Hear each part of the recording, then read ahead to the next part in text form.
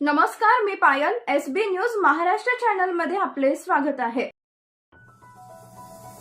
शेतकऱ्याच्या खात्यावर 8 दिवसात अनुदान जमा करा अन्यथा कडक कारवाई. आमदार हिकमत उडान यांचे प्रशासनाला स्पष्ट आदेश.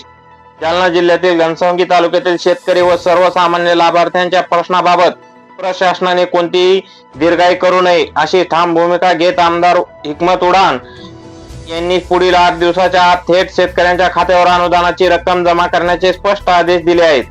घनसावंगी येथील शिवसेना जनसंपर्क कार्यालयात अनुदान व घरकुल योजनेच्या अंमलबजावणी संदर्भात आयोजित आढावा बैठकीत त्यांनी हे निर्देश दिले.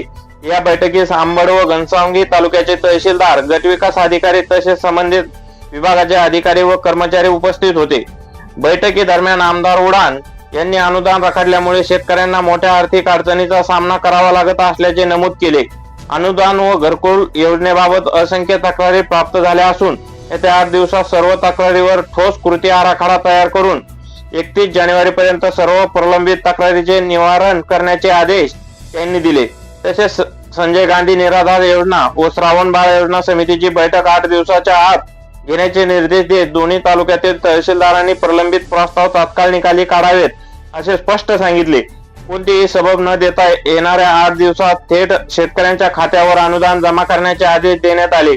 घरकुल योजनेतील लाभार्थ्यांना येणाऱ्या अडचणीची तातडीने दूर करून प्रलंबित हप्ते त्वरित जमा करण्याच्या स्पष्ट सूचना देखील उपस्थित अधिकाऱ्यांना देण्यात आल्या. योजनेचा लाभ वेळेत मिळणे हा लाभार्थ्यांचा हक्क आहे. प्रशासनाने जबाबदारीने काम केले पाहिजे. लाभार्थ्यांची अडवणूक खपवून घेतली जाणार नाही असा कडक इशारा आमदार डॉक्टर हिकमत उडान यांनी यावेळी दिला.